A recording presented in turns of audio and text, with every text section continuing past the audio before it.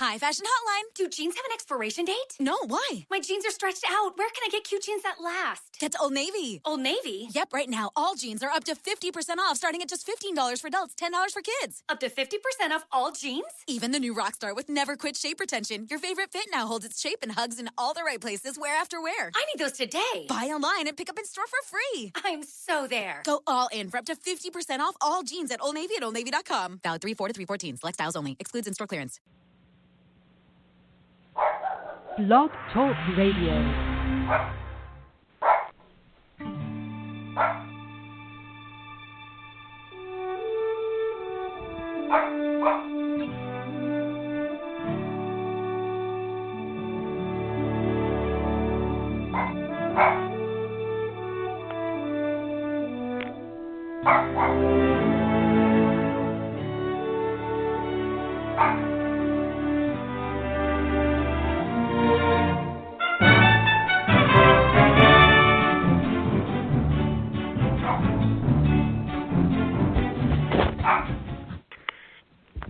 Montana-sized hello to everyone. I'm author and wildlife artist Nancy Quinn, and this is News from the Mountains.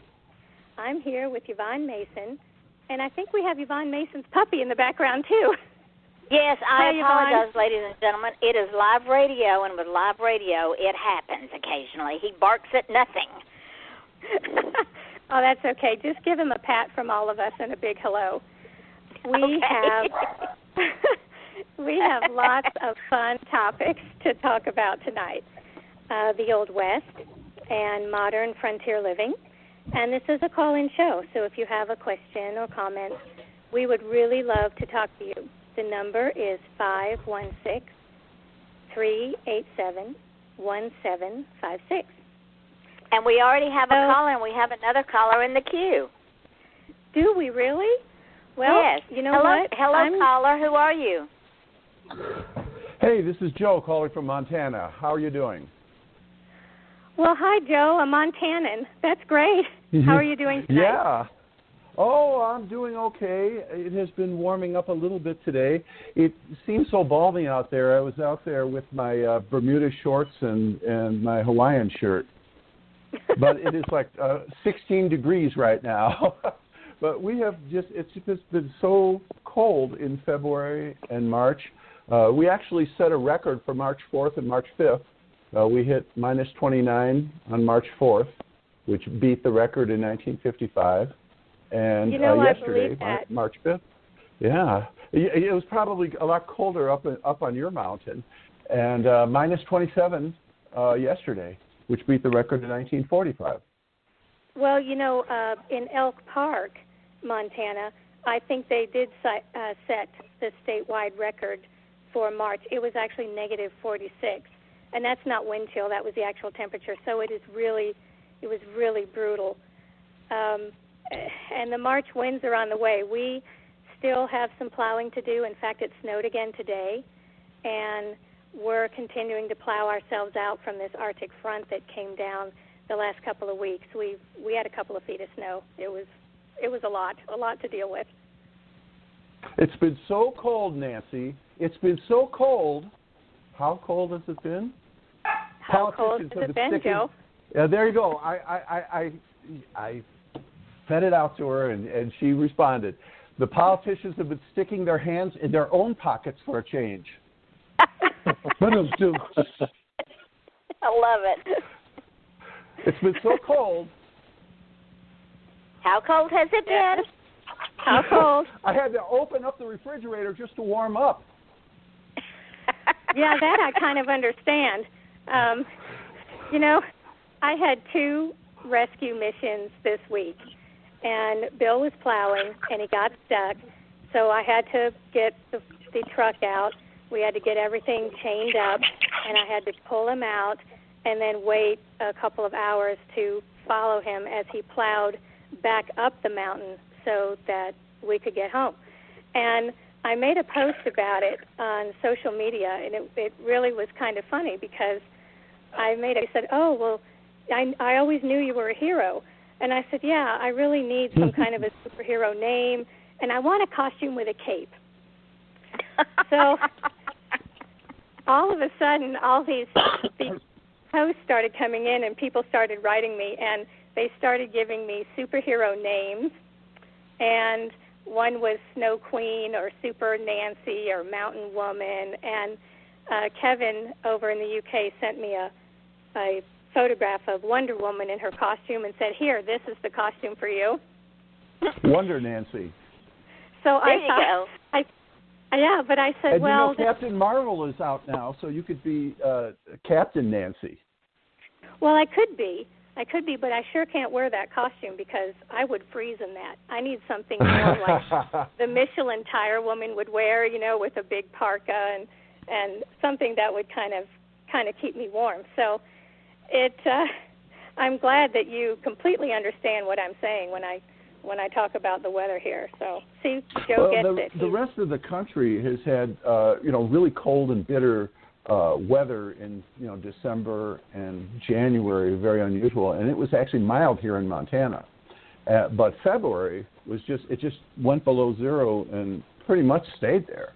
It was very, very cold, at least 40 to 50 degrees below the normal. And I actually heard, I don't know if this is true, but you know that they had snow in Seattle, right? I did hear about it. I don't know if Mother Nature and Old Man Winter are taking turns with us or what's going on, but the weather's been really harsh everywhere.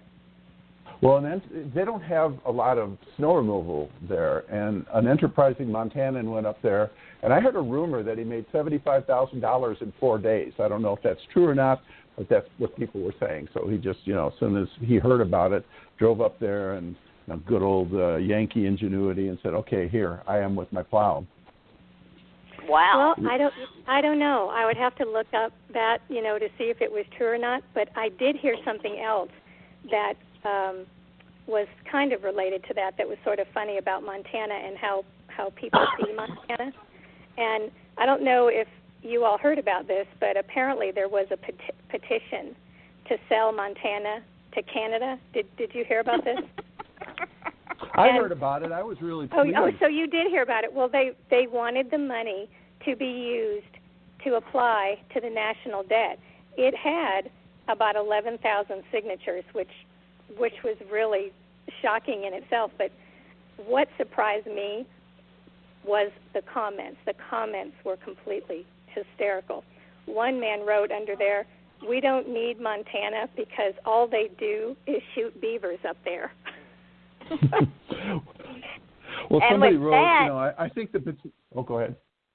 I was going to say, with that, let's bring on our other caller. Goodness gracious, our board is lighting up like crazy. Hold on a second. Caller 256-706-9582. Who are you, and welcome to the show? My name is Randall Crane. Glad to be on, just listening to y'all. Well, we are hello, glad Randall. you're here. We Hey, are how glad you you're here, and it's wonderful for you to call in again. Thank you. Yeah. Y'all was talking about how cold it was. It's been kind of cool down here where I'm at today, too. So tell me where you are. Was it Alabama? Yeah. Mm-hmm. Yeah, a little that's town right. called Leesburg, Alabama. It's about 23 degrees this morning. Kind of unusual for March. Well, that is sort of cold for you, considering it's the South. Yeah, it's real cold right now because it's like the guy you was talking to. It's been kind of rough this year for some reason. Well, I think it has been for most people in the country. Although, Yvonne, I don't know, are you getting anything that is cold? I've had my heat on for the past 2 days. And I'm how in paradise. Cold does it get for you to turn your heat on? For me, it has to get to 70. For most people, it has to get down to 50. Okay. But it only got up to 60 today.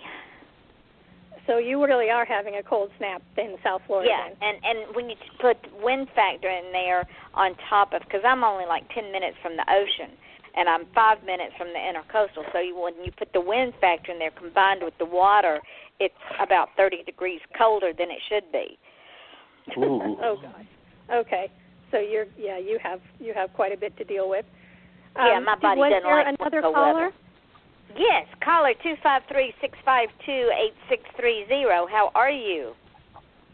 I'm wonderful. How are you doing, Nancy? I have a question with you. I like your books and your writing and your drawings and all your artwork and whatnot, and even your bookmarks that you make and stuff. But I was curious on how often do you plow your driveway or your road up the mountain? Do you plow it like 2 or 3 times in 24 hours when it's snowing, or do you only plow it like once every 24 hours? I know you got stuck, and I know it's coming up in your next book.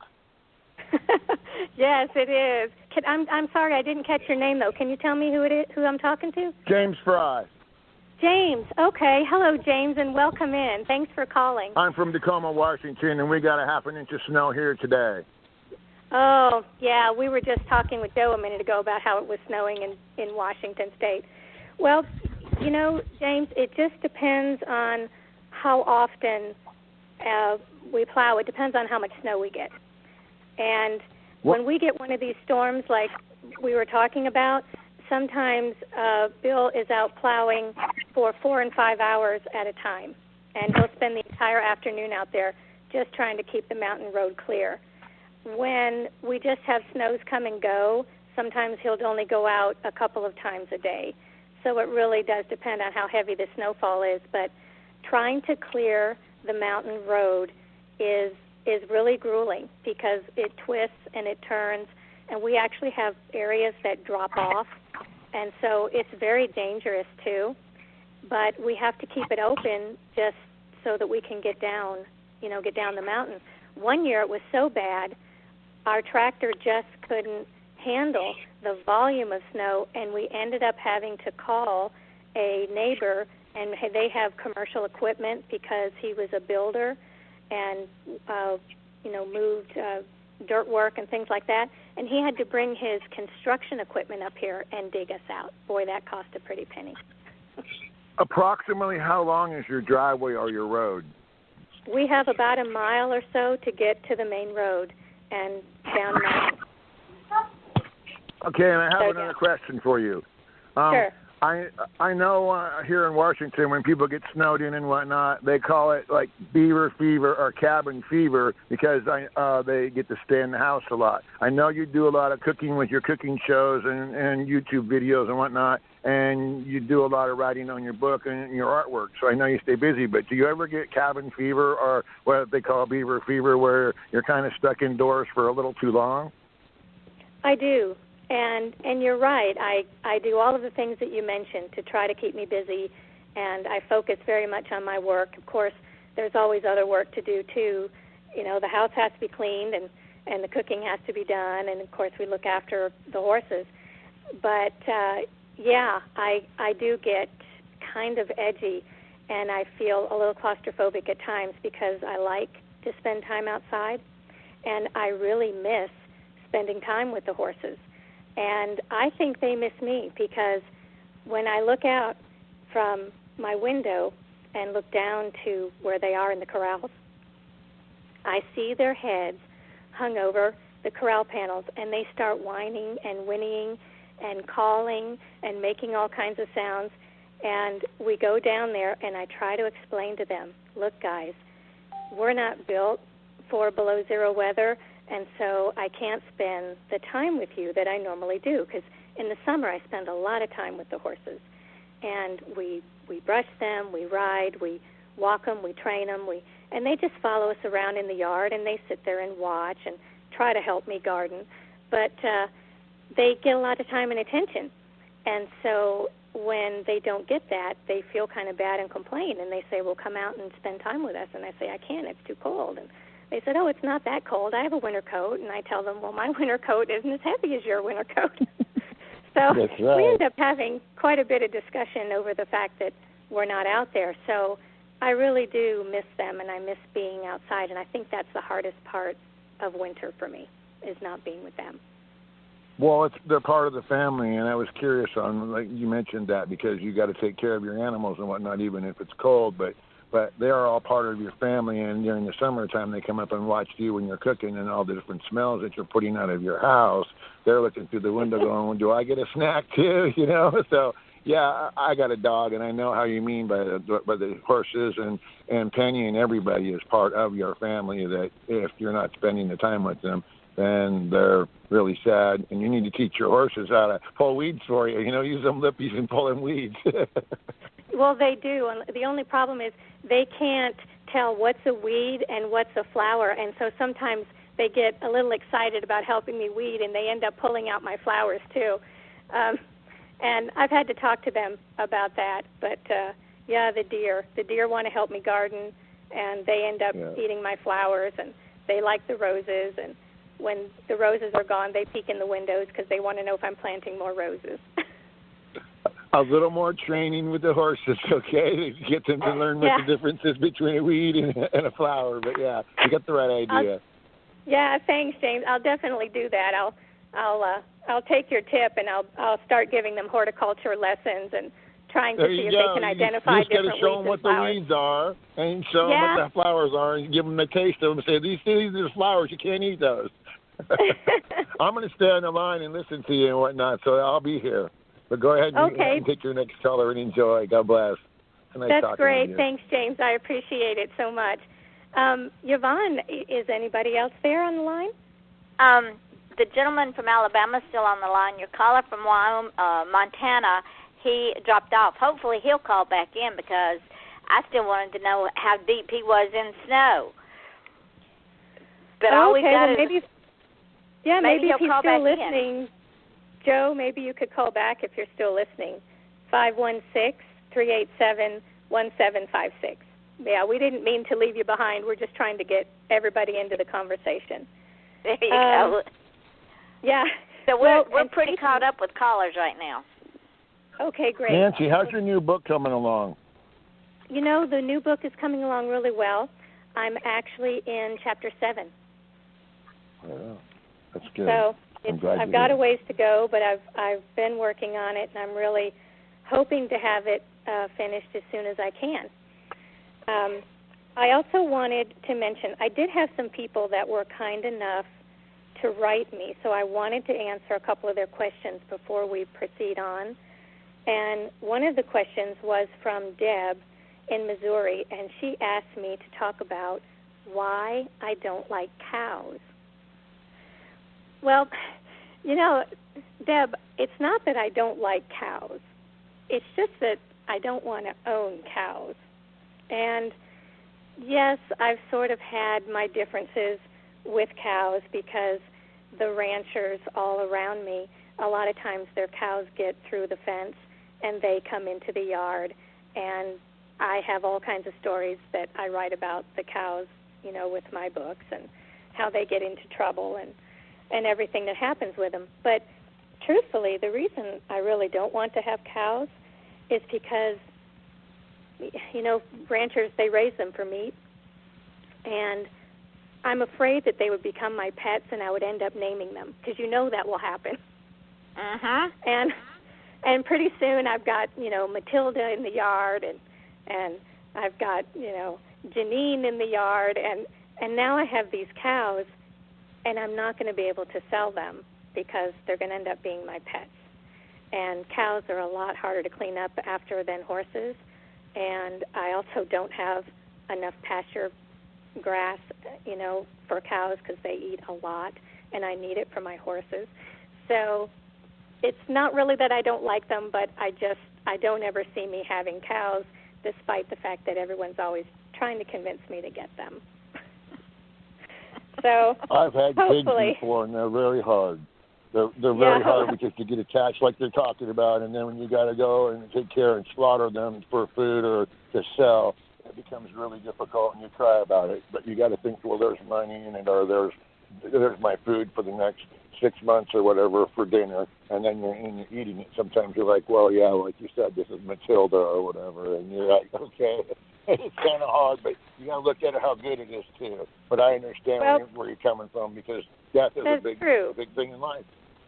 That's true, and I have no problem, I have no problem with people eating meat or raising cows, and I know that. It's just that I can't be the one to personally do it. When I was a girl, I had some summers on my uncle's farm in Minnesota, and of course they raise all kinds of animals there, And in the beginning, like I said, I would name them, and they were all my friends. And then all of a sudden I realized that one of my friends was on the table, and I couldn't eat for a week. And it took me a while to kind of get over that. But I think it's just more of the emotional aspect of it is why I'm not going to have the cows. Because like you said, if they're here, they're going to be a pet, and I'm not going to be able to, to part with them. I also had a couple of emails come in regarding my question last month that you might be in Montana if. And Gene wrote me. He called in, I think, on the first program we had, and he's from Florida, and he wrote, you might be in Montana if you're wearing a parka and shorts outside in the winter, and if you get sunburned and frostbite in the same week. Now, that sounds really funny, but I can tell you that is absolutely true, because I was at the store the other day, even in below zero temperatures, and I saw a gal with her coat draped over her arm, and she was walking in flip-flop sandals in the snow. Oh, my word. So we have our callers don't know how tough these Montanans are. Yeah. Oh, we're so glad you called back in to continue the sharing the hour with us. Oh, I'm back. Yes. Yes, you are. Okay, we now have everybody. We have the gentleman from Alabama. We have the gentleman from Tacoma. I lived there for 6 months, by the way. Loved it. We have the gentleman from Montana. We have our host, Nancy Quinn. We have me, who is watching the board. So we're going now, ladies and gentlemen. So continue, Miss Nancy. Oh, great. Well, thanks for calling back in, Joe. My pleasure. Good. I also had Dave from Maine, and he wrote me with something kind of interesting regarding the idea that you might be a Montanan if.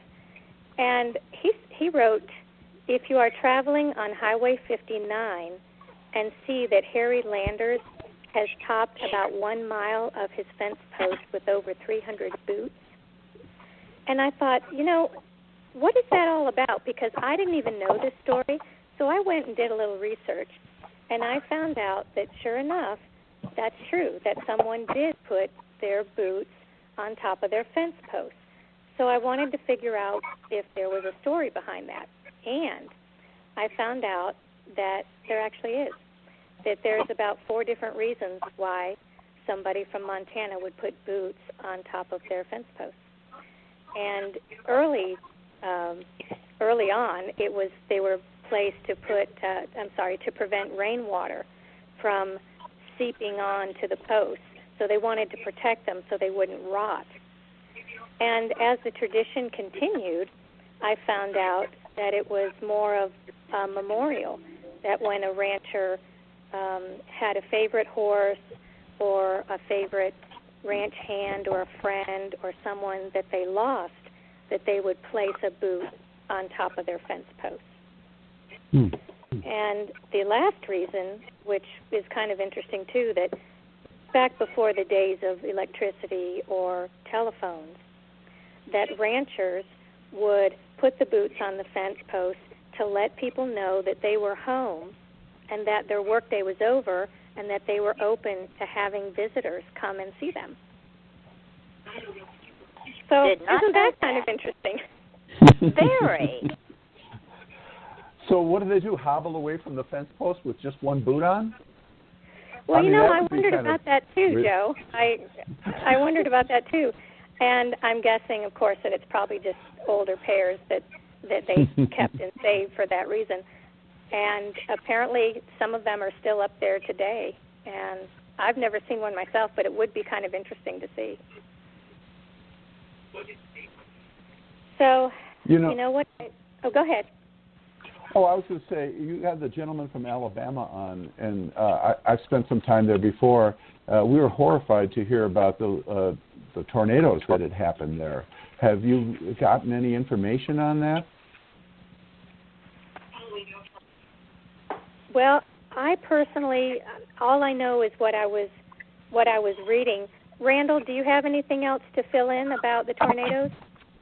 I think there was like 24 killed. They had a thing on Facebook the other day. It went from like 6 years old to 86 years old. It's I know y'all have heard of the Auburn football team. Right down there is actually Lee County's where it hit at. I'm in a little county called Cherokee County. How far is that from you? It's about 2.5 hours, I guess. Okay. Well, it was a terrible thing that happened. Very terrible. And yes. It's going to affect a lot of people for a long time. Yeah. So, it was very tragic. Yeah, we can certainly send condolences to everybody for that. It was a terrible, terrible event.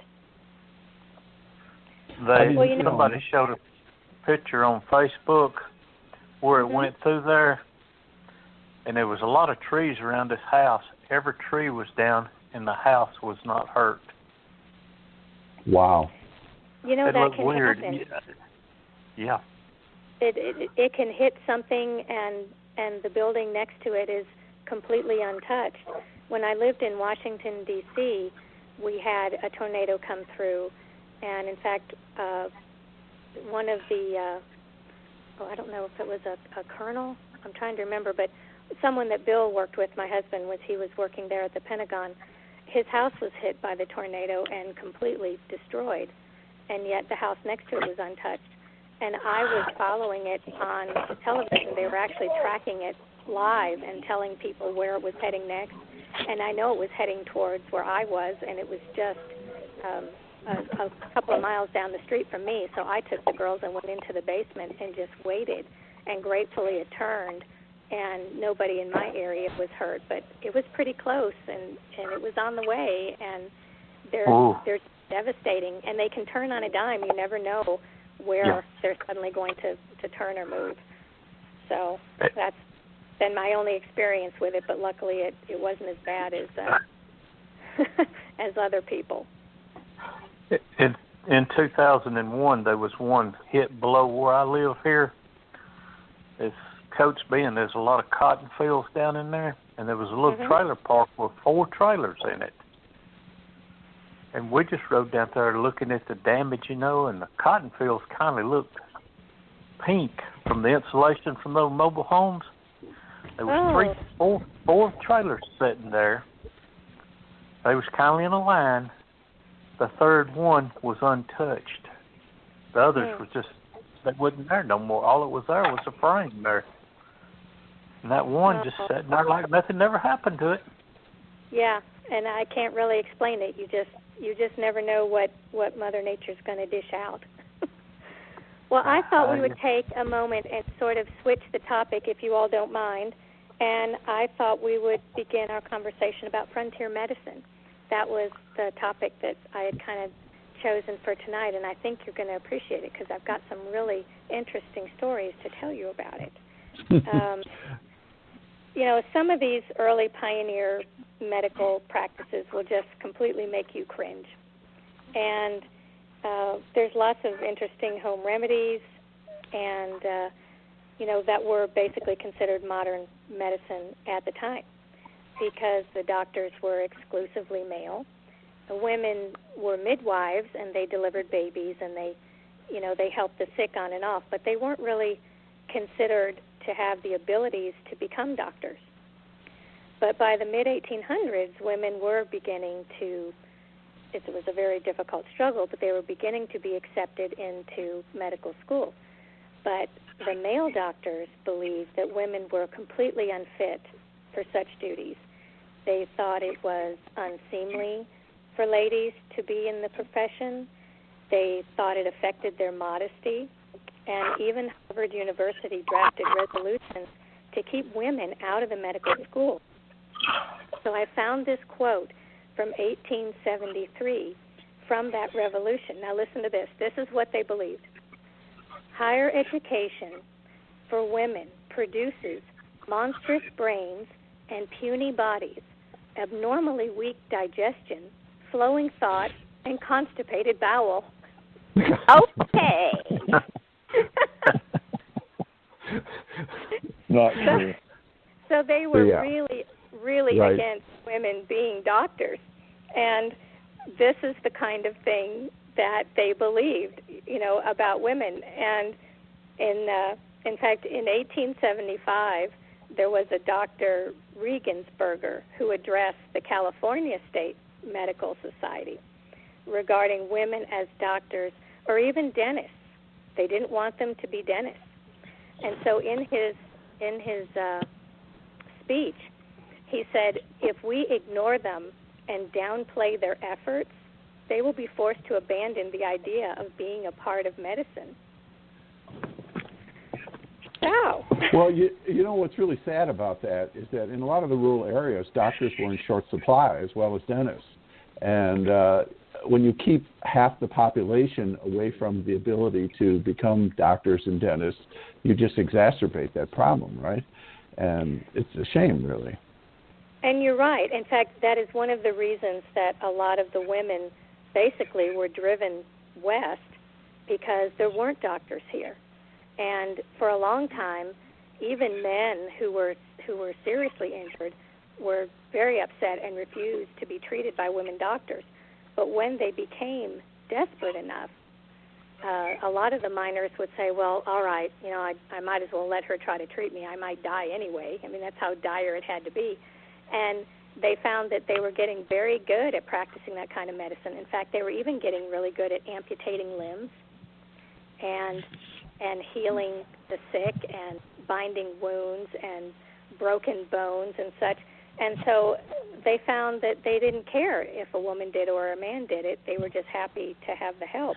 But it's kind of sad, that it was so desperate that they had to come to such desperate measures. But the women continued to come out to the West, and at first they didn't have a lot of patience, because even like the trappers and the immigrants, they'd all rather suffer and die, and instead of seeking help from a woman. But it began to change, and their reputations for their medical care, people began to respect them, but it took a long time. In fact, even in the cities, another thing that was driving the women out of the cities, and I read about this, that some women doctors were actually assaulted in the streets by other male counterparts, by other male doctors. And they decided they couldn't handle that kind of abuse, and so they began to head west where their services could be used. And they didn't make a lot of money either. They were often paid in chickens, and they were paid in eggs and cattle and wood for their stove and butter, fresh fruit, things like that. So it wasn't a real lucrative living, and they were barely surviving, but they were doing what they believed was right, and they were helping people, and that's where it all came from, I think, as women, is that need to help and that need to heal. And so they pushed to be allowed into the medical schools, and of course, it all started from there. And now with modern medicine, nobody gives it a second thought, really, if your doctor's a man or a woman. But it really was an interesting start. Well, it's like everything else that women have done. They had to almost just push their way through, work twice as hard to prove they were half as good. Well, you're right. And of course, the standards were completely different, of course. For example, one of the women I was reading about, who she was 15 years old, Georgia Arbuckle, and she finished her high school. She also had a teaching certificate to teach school, and she applied for medical school. But, my daughter, who is 15 now, wants to be a nurse, but she's not going to be able to apply to medical school until she's 18. And again, of course, standards of education is the reason. But can you imagine being 15 and going to medical school and becoming a doctor at such a young age? It happened. Wow.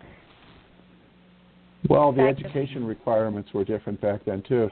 I was reading, actually, I saw a story about a fellow who was a dentist here in Montana, in a small town, but he was never trained to be a dentist. He became a dentist out of necessity. He did something related to that, I think he had done construction or something. He was used to using tools so he could pull those teeth, right? And he learned the trade on his own over the years and was very respected by his community until the Association of Dentists, you started getting more dentists in the area, petitioned the state, and they battled it out to stop him from practicing dentistry. But the locals preferred him. I really believe that, because if you remember, there was a time when the local barber was also your doctor. In fact, you remember when you've seen the photographs where they have that red and white sign out front, with the red and white stripes? And that was a sign that meant you not only cut your hair, but you were also a doctor, and they often performed, fairly minor surgical procedures and things, but your barber was a doctor. Wow. Yeah. That'd be cool if they did it now. You get a haircut and they can check your blood pressure at the same time. I'd love it.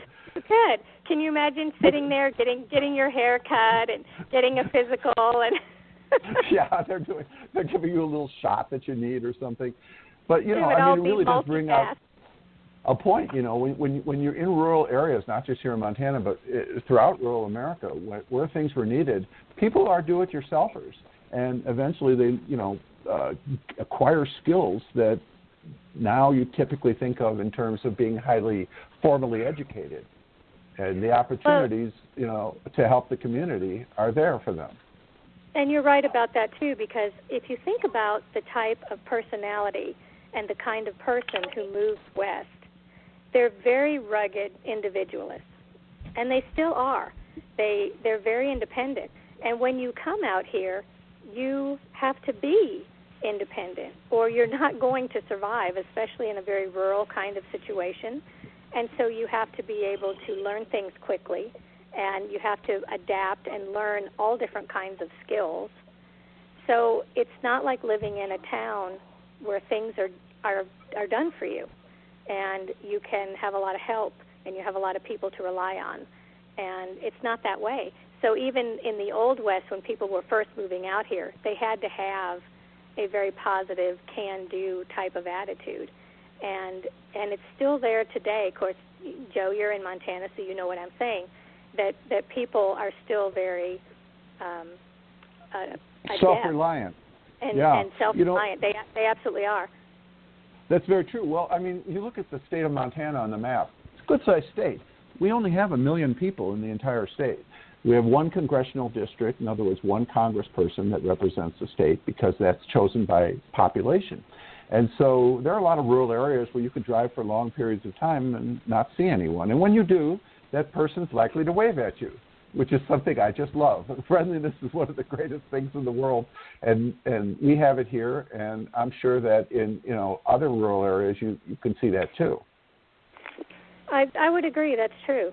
In fact, I've noticed that as far as adapting, even the wildlife is different. The wildlife is different here on the mountain in our rural area, and it's different in the city, in town. I was in town the other day, and I was by the state capitol, and you go down a main thoroughfare, but off towards the right-hand side is a more residential area. And I'm at a stop sign, and I'm looking, and I see these deer. Now, we often see deer in the town. Everybody knows that. But they were walking down the sidewalk in a line a few feet apart. And the first one came to the intersection, and he stopped, and he looked both ways, and he trotted across the road. And the second one came up, he stopped and looked both ways and trotted. So I watched this line of deer actually looking for traffic before they would cross the highway. And I thought, it has to be a learned response, because they don't act that way out here. And they often run right in front of me. In fact, if I'm going down the road, there have been several times when I've almost been hit by an elk or a deer because it just ran right in front of me. And, that's my idea of a traffic jam.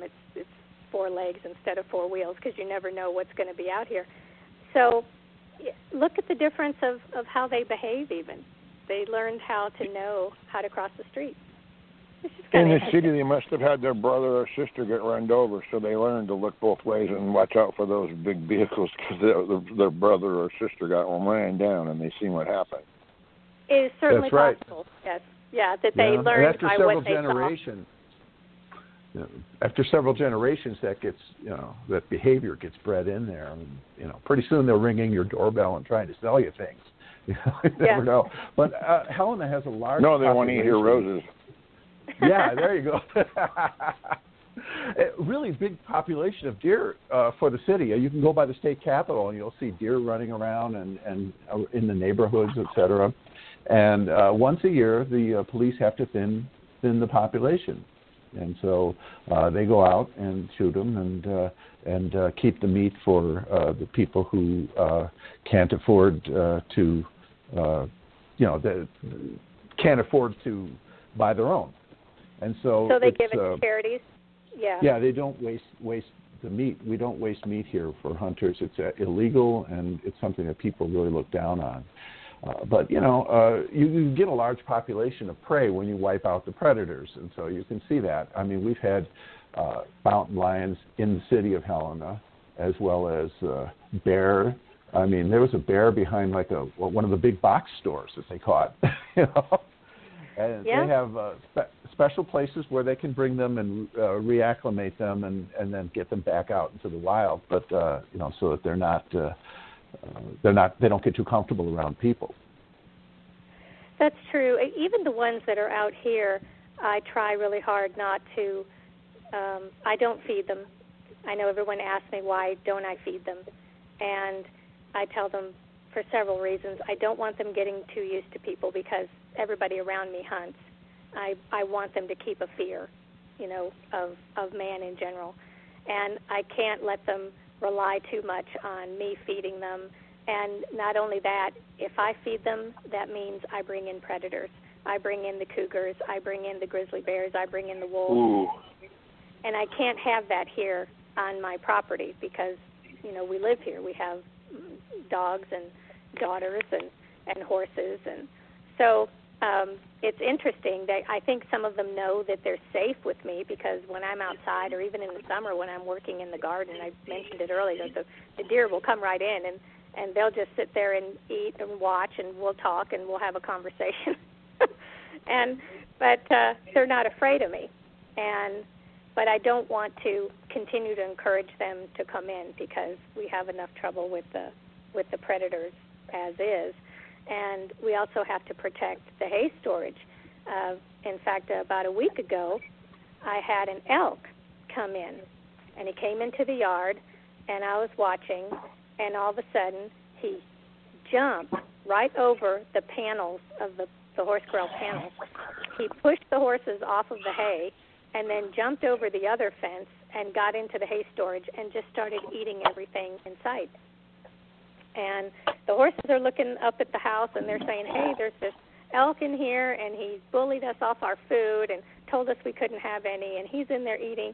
So we had to go down and frighten him away because I don't have enough hay to feed everybody. And we're already, with this horrible winter we're having, we're getting a little low on some of the hay, so we're having to buy the store-bought concentrates and the horse feed and things, and we're supplementing their food. So I felt bad because he was obviously desperate and hungry enough to jump over and get in there. But, again, I can't start feeding him because he also will bring in the bears and the wolves and everybody because they follow where the game goes. And it's just an interesting cycle of life around here. But how do your horses react to different wildlife that come around? Like, have they ever seen bears or some other... Oh, yeah, they're my predators? first indicator, truthfully. I watch them a lot. If I see them suddenly become agitated, or if they get really still and all stare in one direction, or if they begin to dance or run around in a circle or something, I know something's up. And they usually will huddle together and try to get as far away from what's coming at them. So we've had a bull moose come through, and that was kind of frightening because I thought he might get into a dust-up with the horses. but he just looked at them and ignored them and marched right on past. We've had a grizzly bear that came in. That one was really frightening. But the bear was much more interested in digging out this anthill because they like to eat the ants. And so he was so focused on the anthill that he really wasn't bothering the horses. And that was a scary situation. We have just about everything coming through, and so I'm always keeping an eye on them because I don't want them to get hurt. But that's usually, now that I don't have a big dog, that's usually how I know that something is in the yard, is by looking at the horses and watching them. So it's never dull. It's never a dull moment here. Before we get too far off the path, because I know we're starting to run out of time already, I just wanted to share with you a couple of other things that I found, and then we can go back to some more of our conversation. But I wanted to share with you some of these early remedies because I thought you would get a hoot out of them. These are things that the doctors had to dispel when they did come out here, and they did come west. And people thought that they could cure these diseases or cure these ailments by doing some of these following things. Painting in the sand. They actually drew paintings in the sand, and they thought that would help. And that actually came from the Navajo Indians. The Navajo medicine woman, that was one of the first things that she would do to try to heal you, was to do a sand. Wouldn't that be like something to calm your nerves, though, or to calm you down to keep you from being stressed out about something, or let you think about what your problems is? You know, that very well could have been why they do it. I didn't study up enough to know why they did it, but that was one of their first remedies that they would go to. And it wasn't used so much in the Western medicine as it was more in the Indian medicines because, well, the Navajos also believed that you should never kill a spider because they believed that they learned how to weave and spin threads by watching the spiders, and that the spiders caught the insects that bothered people. So they were very careful with their spiders and used them as a part of their healing techniques as well. And I would buy that.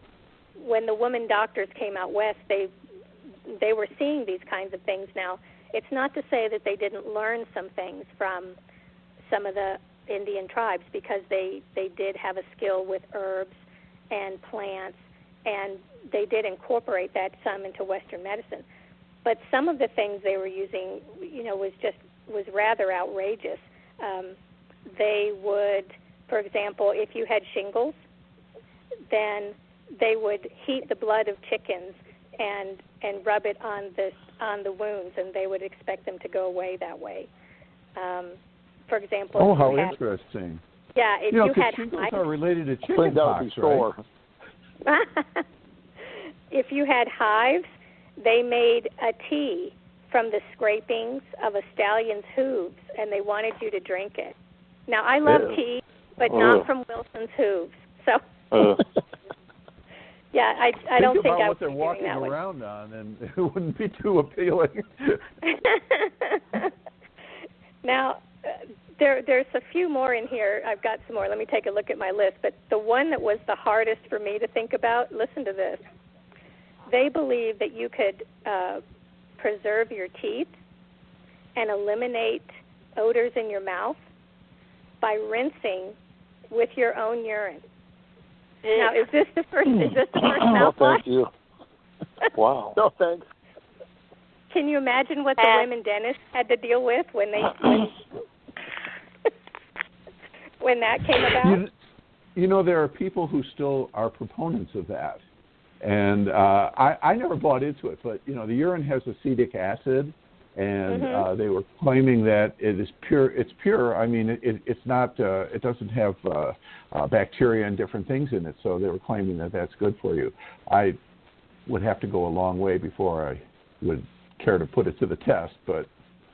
Well, I'm just really grateful. You never know. Maybe there's some truth to it. I mean, it would work for somebody. Who knows? I don't know. Brushing your teeth with it, though, that just doesn't sound like a good idea. You call in next month and tell us how you liked it. No, not about to try it. Thank you. Yeah, I don't want to try this one out either. You could rub chicken feet on warts to remove them. That's what they believed. And if you had a bleeding wound, they would rub ashes, from your wood burning stove or fire. They would rub ashes into a bleeding wound. They that also probably works. I don't know. They also put mold scraped from cheese on open wounds. Now, I don't know if they were thinking, the first kind of penicillin or what, but that's, I don't think I want to do that either. Well, now that you're on different things like that, back in World War I and World War II, there's a natural herb that grows out here all over the world that they actually boiled down and made a really good painkiller out of it. That's just a regular plant growing that people think of like a dandelion, and they actually boil it down and they used it in World War I and World War II to actually kill people's pain when they were shot and whatnot, and they had no more penicillin and no more morphine or anything to try and kill the people's pain. Really? It's online if you look it up. Yeah, if you look it up I could actually tell you, but it's not. I'm not supposed to really broadcast it over the news, I don't think. But somebody would be doing it and using it. But but that's still a very interesting point, and it goes back again to using natural plants, and I mean there's definitely some you merit. can look it up online and find out the actual name of it and everything yourself. And if you go and buy one of those pepper books or whatever, it's called The Lost Ways by Peppers. It's in that book, and you can find it online anywhere you want if you just actually try and find it. But it's out there for anybody to use, and they say that it seeds just like dandelions do, and it's legal, so you can seed your backyard with it, and then you can make some up and put it in your medicine chest, and they say for the people like the Lost Ways or the preppers that they should have it in their they should have it in their medicine chest at all times, and then you just take and dip into it and eat just a little bit of it, and it kills your pain and takes it away if it's a toothache or if you cut your arm or you cut your leg off or whatever. Well, they used to treat cholera with brandy and red peppers. So there's another plant that they thought had potential for healing illnesses. So, plants have a real history of a lot of modern medicine comes from derivatives of different kinds of plants. But the one thing they also believed in, was that you could drop a bug in your ear to cure an earache. What do you think of that one? I don't think so. But would it be an earwig? Is it? I've always wondered about earwigs, how they came up with that name. It's sort of a strange name for a bug, isn't it? I mean, maybe that's how they came up with it. I don't know, but that's interesting. That would be interesting to look up. But that's what they believed cured earaches, was to drop a bug in your ear. Of course, the doctors didn't always have the right answers either, because you remember leeches and bleeding people. They thought that was the right way to cure an illness as well. But for the dentist, I think the strangest one I found about that was, okay, get ready for this. You ready? You scratch your gums with an iron nail until it bleeds. Then you drive the nail into a wood post, and that was supposed to cure your toothache. Wow. Drive it into a wood post? Mm-hmm. I wonder. My dad told me years ago on stuff like your wart remedy was to go out and find stump water at midnight, rub stump water on your warts at midnight, and the next day they would be gone. But you have to do it right at midnight. I tried it; it never worked, but it was fun to try. No. Oh well, now see, James. It didn't work because you didn't rub a chicken foot on your wart. You just rub a chicken foot on it, and then I didn't know it was supposed to be a chicken foot too. And then there's another remedy that I was told years ago. If you get the cold or you get sick, is to go get blackberry brandy and drink a few shots of blackberry brandy. It's supposed to make you feel better. I always laughed at that and said, yeah, you probably got partially drunk, and the next morning you felt better because you'd gotten drunk the night before. Yeah, that's probably the real reason behind it. I also read that you could, they used to wrap people's legs in brown paper that was soaked with vinegar, and that was supposed to cure your aching muscles. Well, so I'm on wondering that if you note, go get vinegar. on Why that don't people note, use y'all are vinegar not for a going lot to of things? Oh, on I'm that sorry, note, Yvonne. guys, y'all aren't going to believe this, but our hour's almost up. If you drink vinegar when you have a Charlie horse, it'll go away. Like pickle juice or vinegar, you can actually get rid of your Charlie horse. Well, now you have us thinking about alternative medicine, Nancy. Thank you very much. It is. Yes, and thank you all for calling. Thanks for letting us be all on. Nancy, before everybody hangs up, I saw something that just came up that affects, you're in my community, in the indie author community. Oh, okay. We lost an author in those tornadoes. Oh, we lost one of our own. Oh, no. I'm sorry. Her name was Charlotte Miller, and she published through New South Books out of Montgomery. She published Behold This Dreamer, Through a Glass Darkly, and There's a River. She was 59 years old, and she left a son. May she rest in peace. Yes, we certainly all send our Is condolences. it an older son or a younger son? Didn't say, but she was an indie author, and we're a pretty tight-knit community, so when we lose one, it's like we've lost a lot, because we all hurt. We're sorry for that. Yeah, but we are down to the 4-minute mark. Do you want to tell folks where you can be found and when you'll be back? I absolutely do. I do want to thank all of you for calling in, really very much, Joe and Randall and James and the people that wrote to me and had questions. So it really means a lot that you'll take the time away from your lives to come and chat and visit and write. And special thanks, of course, you, Yvonne, for giving me an hour on your program. It's a real once-a-month treat for me, and I'm very grateful for it. Our next show is going to be on Wednesday, April the 3rd. And, of course, the same time, 9 p.m. Central, 7 p.m. Mountain. And we're going to be taking calls, and I thought we might talk about what we need to do to create a homestead. Might even talk about the very first libraries in the West. And so if you've enjoyed the conversations tonight, I hope that you look up my books and my videos and my artwork and subscribe to my YouTube channel. And, boy, I'm asking a lot of all of you guys, aren't I? All the links and everything that you need can be found at QuinnWildlifeArt.com. And so with that, I guess I will just say good night from the West. Thanks, guys, for calling in. Y'all have made her show just absolutely amazing. The interaction has been great. And tell your friends, share the show, and call in next time. We will definitely do that, and we all share the show with other friends and try and bring more people on, too, yes. That would be great. And you all have such great radio voices that you can send it to your friends and say, look how great I sound on the radio. Just listen to me. Thanks for the idea. You're welcome. All right. Good night, everyone. Thanks. Good night. Have a great night. Well, good night from the South. Good night. Good night. Good night from the West. Goodbye. Bye-bye.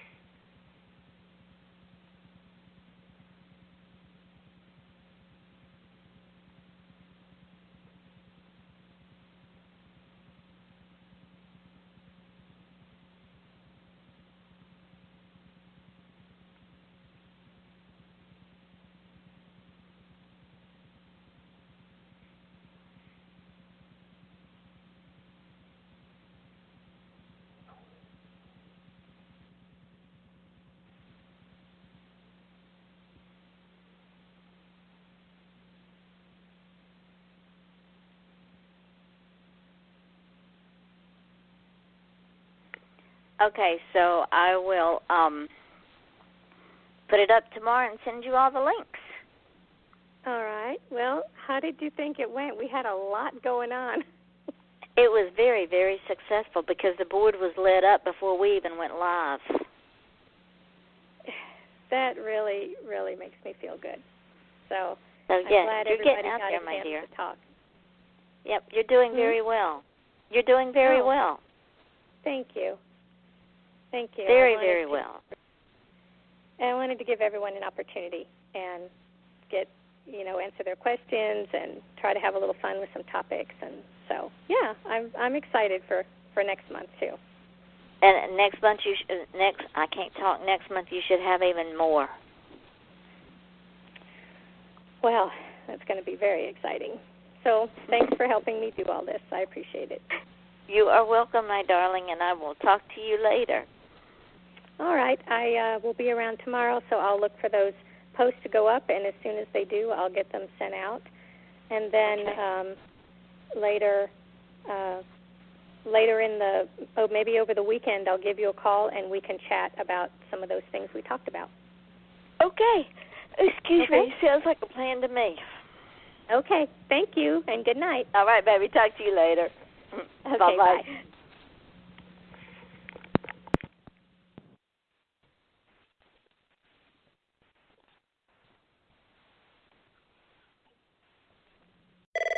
Hi, Fashion Hotline. Do jeans have an expiration date? No, why? My jeans are stretched out. Where can I get cute jeans that last? Get to Old Navy. Old Navy? Yep, right now, all jeans are up to 50% off, starting at just $15 for adults, $10 for kids. Up to 50% off all jeans? Even the new Rockstar with Never Quit Shape Retention. Your favorite fit now holds its shape and hugs in all the right places, wear after wear. I need those today. Buy online and pick up in store for free. I'm so there. Go all in for up to 50% off all jeans at Old Navy at OldNavy.com. Valid 3/4 to 3/14. Select styles only. Excludes in-store clearance. Hi, Fashion Hotline. Do jeans have an expiration date? No, why? My jeans are stretched out. Where can I get cute jeans that last? Get to Old Navy. Old Navy? Yep, right now, all jeans are up to 50% off, starting at just $15 for adults, $10 for kids. Up to 50% off all jeans? Even the new Rockstar with Never Quit Shape Retention. Your favorite fit now holds its shape and hugs in all the right places, wear after wear. I need those today. Buy online and pick up in store for free. I'm so there. Go all in for up to 50% off all jeans at Old Navy at OldNavy.com. Valid 3/4 to 3/14. Select styles only. Excludes in-store clearance.